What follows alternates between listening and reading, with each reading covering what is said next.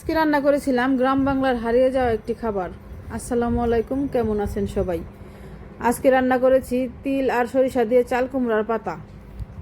এখানে আমি তিল আর সরিষাগুলোকে ভালো করে পাটায় বেটে নিয়েছি, আরও নিয়েছি কাঁচামরিচ, পেঁয়াজ ও রসুন, এগুলোকেও পাটায় বেটে নিয়েছি। আর গুঁড়ো মশলা হিসাবে দিয়েছি হলুদ, মরিচ আর ধনিয়া গুঁড়া।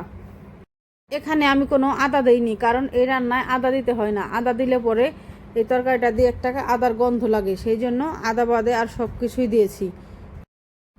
এবার সব কিছু ভালো করে মাখিয়ে নিয়ে এগুলোকে এক সাইডে রেখে দিব।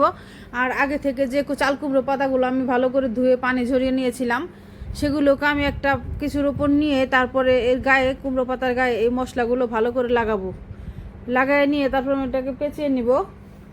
আর তারপর চুলায় দিয়ে আমি হালকা আছে এটাকে রান্না করব। এই রান্না কিন্তু বেশি পানি দিতে হয় না, সামান্য একটু পানি দিলেই হয়ে যায়। আর এই রান্নাটা কিন্তু আমি শিখেছি আমার মায়ের কাছ থেকেই। আমরা আগে দেখতাম এই কুমড়োর সিজন আসলে আমার মা এটা রান্না করতো এবং আমরা সবাই খেতাম, খুব ভালো লাগতো।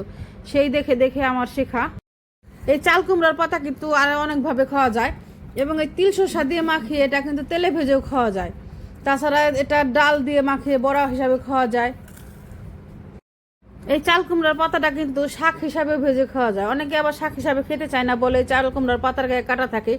তো এটা যখন আপনারা পরিষ্কার করবেন তখন যদি হাতের তালুতে নিয়ে একটি ঘষা দেন, তাহলে কিন্তু এই শাকের গায়ে কাটা থাকবে না। এই রান্নাটা কিন্তু আমি চাল কুমড়ার সিজন আসলেই তখনই পাতা খুঁজতে থাকি। যখনই পাতা পাই তখনই কিন্তু আমি এই চাল কুমড়ার পাতা দিয়ে কোনো না কোনো রেসিপি ঠিকই বাসায় বানাই। কারণ এই চাল কুমড়ার পাতা দিয়ে যত রকম রেসিপি হয়, সব রকমের রেসিপি আমার ঘরের মানুষ সবাই খুব পছন্দ করে খেতে।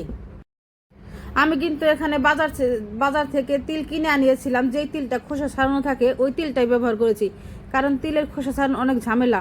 আর এই রান্নাটার সময় আপনারা একটা জিনিস অবশ্যই খেয়াল রাখবেন, সরিষা আর তিলের পরিমাণ যদি সমান সমান হয় তাহলে কিন্তু রান্নাটা খেতে ভালো লাগবে না, তিতা লাগবে। সেই ক্ষেত্রে আপনারা যদি রান্না করেন কেউ, তাহলে তিলের 3 ভাগের 1 ভাগ সরিষা ব্যবহার করবেন। এর বেশি সরিষা দিলেই রান্নাটা কিন্তু তিতা হয়ে যাবে। আগে মা যখন এই তরকারিটা রান্না করতো তখন দেখা যেত আমরা ভাত ছাড়াই শুধু শুধু খেয়ে ফেলতাম। ভাতের সাথে অনেক কম খাওয়া হতো, কারণ এটা খালি খেতে অনেক মজা লাগে। এই ধরনের রান্নাগুলো বলতে গেলে এখন হারিয়েই গেছে। এখন আর এই ধরনের খাবার অনেকেই রান্না করে না বা রান্না করতে জানে না যে কুমড়ো পাতা আবার এইভাবে রান্না করে খাওয়া যায়।